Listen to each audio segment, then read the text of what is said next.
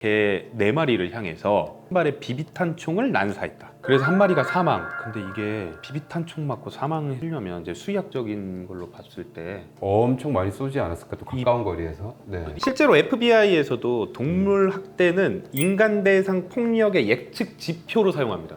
저는 개변이 되겠다. 아, 개들의 변호사가 되겠다. 얘들이 말을 못하니까 네네. 얘네들의 목소리를 나라도 얘기해줘야겠다. 네. 오늘 말할 주제가 저 혼자 하기 어려운 주제라 전문가를 모셔서 같이 얘기를 해보고 싶어서 진짜 친한 친구를 얘기하는 그 친구 배인순 변호사를 모셨습니다. 아, 네, 반갑습니다. 네, 최근에 충남 예산군에서 네. 단지 내 지상공원에서의 반려견 산책을 금지하는 전자 찬반 투표가 일어났고 네. 투표차로 산책 금지가 결정됐어요. 어우. 저는 이걸 듣고 나서 이거는 법적으로 좀 문제가 있지 않나? 두 번째로 또 좀 얘기해보고 싶은 게 네네. 이거는 이제 모든 분들이 알고 계실 것 같습니다. 지금 보시는 것처럼 6월 8일 오전 1시경, 새벽 1시죠. 새벽 1시죠. 예. 네, 경남 거제 한 식당 마당에 묶여있던 개 4마리를 향해서 해병대 현역 군인 2명과 민간인 1명이 수백에서 수천 발의 비비탄 총을 난사했다. 그래서 한 마리가 사망. 근데 이게 비비탄 총 맞고 사망하려면 이제 수의학적인 걸로 봤을 때 엄청 많이 쏘지 않았을까? 또 가까운 거리에서. 네. 이 비비탄 총이 상당히 강해야 되고요. 일반 비비탄보다 더 센. 특정한 의도를 가지고 해야 돼요. 아니면 이것뿐만 아니라 다른 게 같이 들어갔을 수도 있습니다. 그러니까 뭔가 다른 외력이 가해졌을 수도 발로 있어요. 찬다던가. 네. 네. 그러니까 제 상식으로는 비비탄 총이 정말 세서 이걸 뚫고 들어가지 않거나 그렇죠. 아니면 뭐 입 안에 넣어서 한다거나 눈에다가 대고 쏜다거나 뭐 코 안에다가 대고 쏜다거나 이런 거 아니면 실제로 사망에까지 이렇게 쉽지는 않죠. 아니면 뭐 CCTV를 더 자세히 봐야겠지만 나머지 2~3마리는 치아 안구 등 심각한 부상. 그래서 이게 정식 입건이 됐는데 네. 저는 솔직히 좀 걱정이 있어요. 어떤 걱정이에요? 제가 아는 많은 경우들에 동물보호법상 이런 동물 학대가 인정됐을 경우에 3년 이하의 징역, 그쵸. 3천만 원 이하의 벌금으로 알고 있는데 맞습니다. 네. 대부분의 동물 학대가 네. 제가 어디 가서 강의할 때도 되게 많이 얘기하는 게 동물보호법이 있으면 뭐하냐, 이 법을 시행하는 사람들이 그렇게 잘 안 하는데 그래서 대부분 벌금형, 벌금이나 집행유예가 많죠. 진짜 심해도 집행유예가 나오는 경우들이 많아서 저는 그게 지금 좀 걱정이 되는데 요즘 판례나 분위기 봤을 때 좀 어떨 것 같아요? 확실히 이 동물 학대로 처벌받을 때 사실 5년 전까지만 해도 실형 사례가 하나도 없었습니다. 최근 들어 실형 사례는 많이 늘어나고 있어요. 오, 많이 늘어나고 실제로? 있고, 네, 늘어나고 있고 사실 벌금 같은 경우는 약식 기소라 그래서 재판도 없이 끝나는 경우들도 있는데 약식 기소가 아니고 실제로 재판까지 가는 경우가 더 많아졌고 그래서 이렇게 처벌 수위가 높아지고 있는 거는 사실이에요. 사실인데 우리가 보통은 이제 결과만 보는 경우들이 많죠. 형량이 어떻게 정해졌다.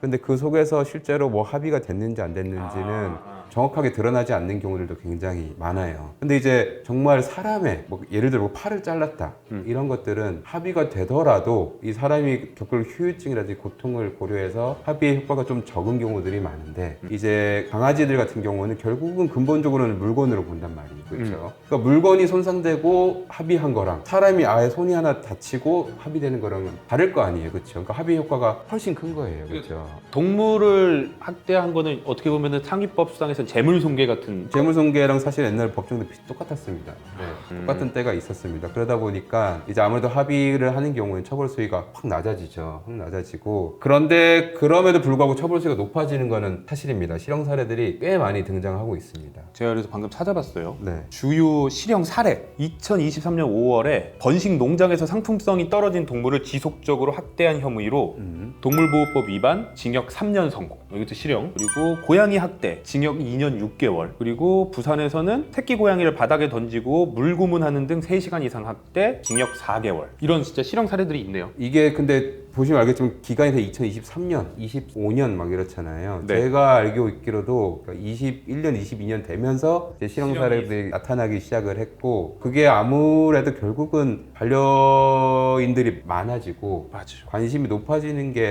다 영향을 미치는 거거든요. 물론 이제 지금 통과는 안 됐지만 동물을 물건이 아닌 동물이라는 하나의 또 다른 개념을 제3의 지위. 등장시키자라는 것들이 여론도 많이 생겼고 민법 개정안도 있긴 했었죠. 통과는 안 됐지만 그렇게 관심이 늘어나다 보니까 형량도 계속 높아지고 있는 거고 앞으로도 더 높아질 영향이 크다고 봅니다. 그리고 동물학대로 이제 고소를 했을 때 이 경찰이나 검찰의 수사 기관의 반응도 많이 달라졌어요. 그래서 예전에 전 그것 때문에 너무 화가 났었거든요. 예전에는 고소를 해도 뭐 약간 이런 느낌이 좀 왜 셌어요. 이걸 갖고 그래?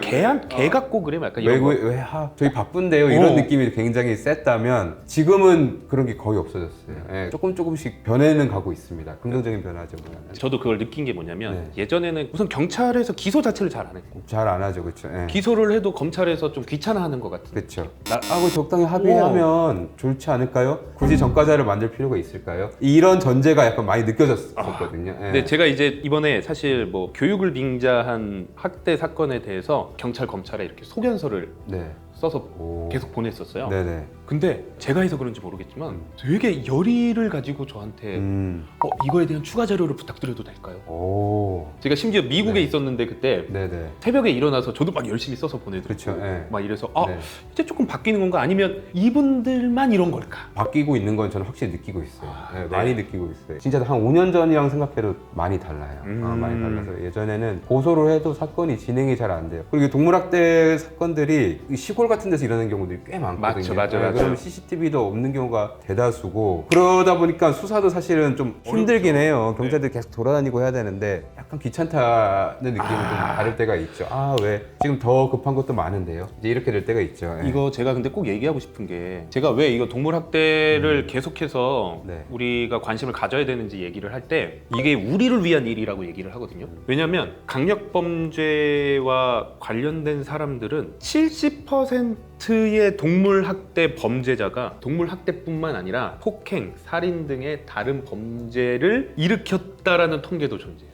저도 이 사건을 보면서 느꼈던 게 강아지한테 비비탄을 수백 발 쏜다는 게 일반적으로 너무 이해하기 힘든 수준이잖아요. 거의 약간 네. 우리가 말하는 사이코패스 같은 느낌이죠. 이런 느낌은 진짜 약간 2차, 3차 범행으로 이어질 가능성도 높은 그리고 과연 이게 처음일까? 라는 생각도 많이 드는 그런 모습인 것 같아요. 물론 이런 게 그 형벌을 정할 때 좀 고려되지 않을까? 이런 생각도 좀 합니다. 동물학대에 대해서 처벌을 하자고 하고 그러면 지금도 우리도 분명히 이 댓글에 네. 알죠? 그 유튜브에 그쵸. 이상한 네. 댓글 다시는 분들이 네, 있을 와서 수 뭐 있죠. 이거 네. 갖고 뭐 그러냐 이러는데 이게 네. 왜 중요하냐면 실제로 FBI에서도 동물학대는 인간 대상 폭력의 예측 지표로 사용합니다.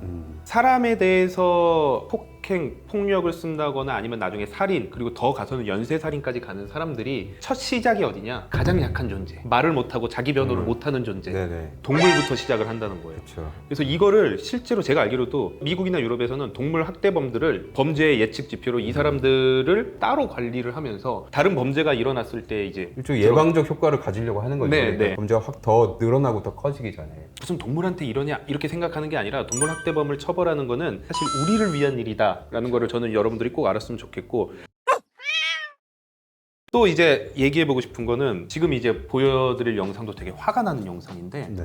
네 발이 달린 채 버려졌어요. 내 발이 잘린 채. 네 발이 잘린 채. 네. 이 아이가 구조를 받았는데 지금 보이는 영상처럼 발 하나만 잘린 게 아니에요. 네 발이 잘려 있어요. 그러니까요. 이게 무섭지 않나요? 이거 무서워요. 네. 이거는 진짜 사람한테 갈 수도 있어요. 그렇죠. 저는 어떤 아이들을 많이 봤냐면 시골에서는 한 발 잘린 애들은 많아요. 차에 취한 건가? 아니요, 이게 덫. 덧. 이 산에 놀러 갔다가 네네네. 노루나 멧돼지 잡으려고 논 덫에 아. 팔 꼈다가 빠져나오려고 하다가 네. 오히려 이제 발이 절단돼서 나오는 경우들이 있는데 네네. 이거 네 발이 잘린 거는 절대 사고일 수가 없어요. 인위적인 고의성 짙은 뭔가 개입됐을 가능성이 당연히 있죠. 네 고의성 짙은 게 개입이 되는데 이제 문제는 뭐냐면 지금 이거는 CCTV에 안 잡혔겠죠? 사실 잡기 힘들죠. 네. 그러면 이제 만약에 용의자를 찾아낸다고 하더라도 결국에는 사고로 이룬 거예요. 그렇죠. 알 수가 없는 거고 그리고 강아지가 말을 못하니까 맞아요. 그렇죠. 물어볼 수도 없는 거고 발생 장소 정도를 알아야 뭐 CCTV를 그 주변을 탐문하든 할 텐데 그런 것도 너무 힘들고 하니까 현실적으로 잡기는 굉장히 어려울 것 같아요. 그리고 또 하나가 이게 동물 학대를 처벌하기가 어려운 게 저도 지금까지 하는 동물 학대들은 대부분 지금처럼 이렇게 CCTV가 있거나 아니면 인터넷 방송하다가 애들 학대하는 게 잡혔거나 막 갖다 던지고 막 이러는 게 실제로 그런 영상 유포하는 것도 보호법에 처벌 조항이 있어요. 네. 그런 것들 이외에는 경우에는 잡아내기가 쉽지 않고 만약에 사람 같은 경우에는 그렇게 되더라도 법의학이라는 게 많이 발달돼 있잖아요. 그렇죠. 예를 들어서 우리 그것이 알고 싶다에서 많이 보는데 보고 분석을 해서 상처의 모습을 보고 그렇죠. 이게 이 사람이 말한 대로 어디서 떨어져서 다친 상처인지 아니면 툭 친 상처인지 아니면 이 정도의 외력이 가해져야지 생길 수 있는 문제인지를 그렇죠. 밝혀내는 법의학이 많이 발달돼 있는데 수의 법의학은 들어본 적도 없으시고 아직 없죠. 네, 이게 상당히 어렵고 우리나라가 이제 외국에서 조금 배워오시는 분들이 계시는 정도거든요. 그러다 보니까 가해자가 부인을 해버리면 어려워요.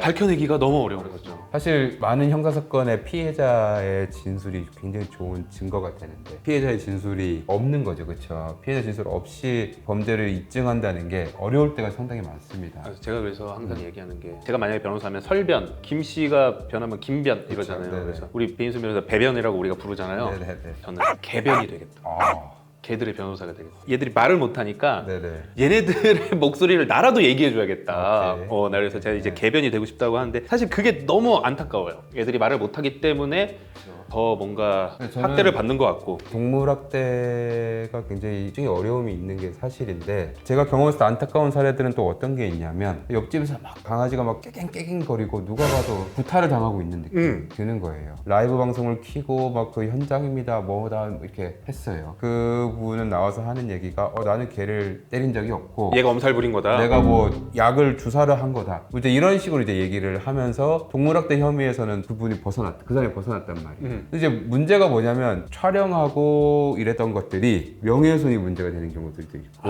조심하셔야겠다. 그 집에 막 이런 들어가는 게 것도. 주거침입이 문제가 되는 경우들도 제가 봤어요. 근데 그런 것들은 나는 뭔가를 알리겠다는 마음으로 접근을 했는데 그분이 굉장히 큰 손해를 입게 되는 경우가 있다는 거예요. 그런 것들을 좀 주의할 필요가 있다. 저는 그렇게 봅니다. 되게 너무 안타까운 사건이었거든요. 예.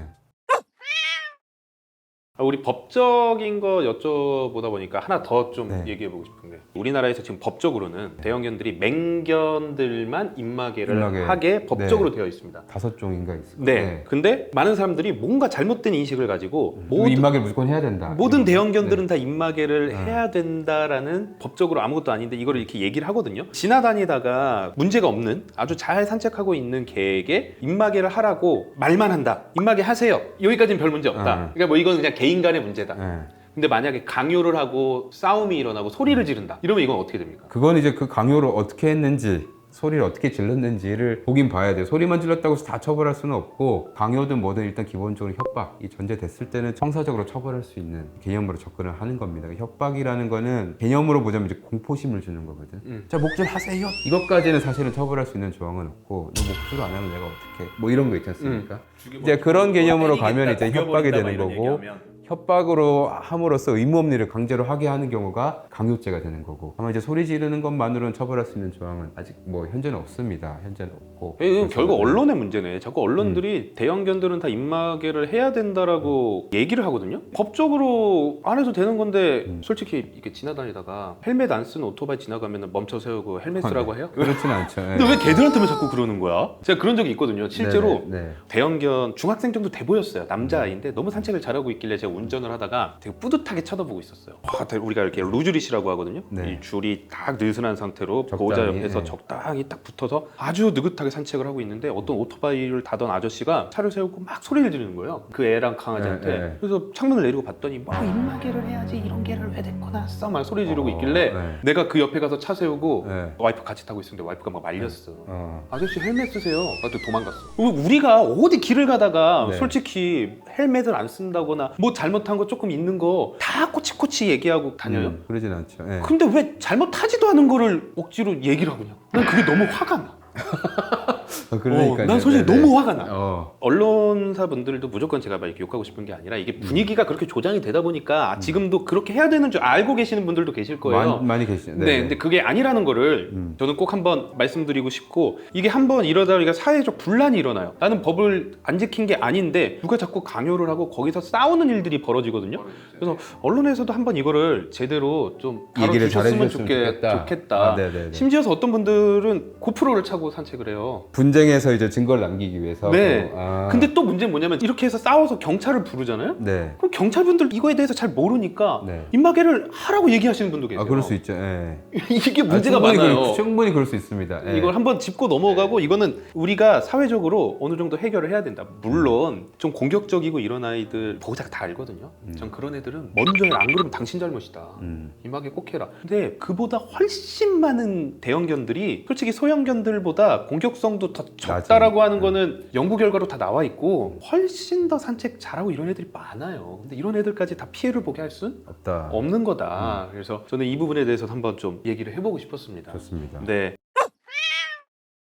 동물과 관련된 이런 법적인 이슈가 있을 때 조금 귀찮을 수도 있는데 제가 배변을 저는 언제든지 좋습니다. 네 자주 부를 것 같고 또 이러다 보면 동물과 관련된 법적인 문제가 생겼을 때 우리 배변한테 연락이 갈 수도 있어요. 동물 관련된 것들을 해보면 좀 가볍게 생각하는 경우들이 되게 많고. 아까 얘기했던 그렇죠. 법을 집행하는 사람들이 그렇죠. 당사자분들은 굉장히 마음이 급한데, 저도 마음이 급한데 기일이 굉장히 늦게 잡힌다든지, 조사기일을 자꾸 조사를 해야 되는데 조사기일이 계속 밀린다든지 이런 경우들이 굉장히 많습니다. 계속 개선은 되고 있는데 뭐 제가 수사를 하는 사람은 아니지만 개선할 수 있도록 노력을 하도록 하겠습니다. 그래도 아까 보니까 실제로 이렇게 실형을 받은 판례들이 생기고 있고 네네. 차근차근히 좋아지는 모습들은 있는 것 같다. 그래서 우리가 계속 이렇게 관심을 가지고 국민청원이나 이런 것들이 법을 집행하는 사람들이 다 볼 거 아니에요. 이만큼 사람들이 화를 내고 있고 네. 관심을 가지고 있구나라는 걸 보여주는 것 자체가 변화의 계기가 되는 거죠. 네. 변해왔고 앞으로 더 좋게 변하는 계기가 되고 좋아질 거다. 저는 또 그렇게 생각을 합니다. 저도 그 부분에 대해서 더 노력해서 저는 항상 얘기하는 강아지들만 행복해도 안 되고요. 사람만 행복한 게 아니라 이게 같이 행복할 수 있는 사회가 분명히 저는 가능하다고 봅니다. 그래서 네. 너무 적대시하지 말고 그런 사회를 위해 저도 열심히 노력을 하도록 하겠습니다. 저도 열심히 돕겠습니다. 네. 오늘 나와주셔서 너무 감사드리고요. 감사합니다. 네. 네. 우리 배변은 형사 사건이 아니라 지식재산권과 관련. 왜냐하면 카이스트를 졸업했기 때문에 네네네. 변리사 쪽으로도 이 네네. 지식재산권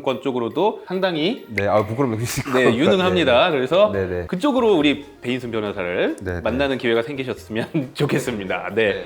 저는 다음번에 더 좋은 정보로 찾아뵙도록 하겠습니다. 또 놀러 오세요. 네, 안녕. 안녕.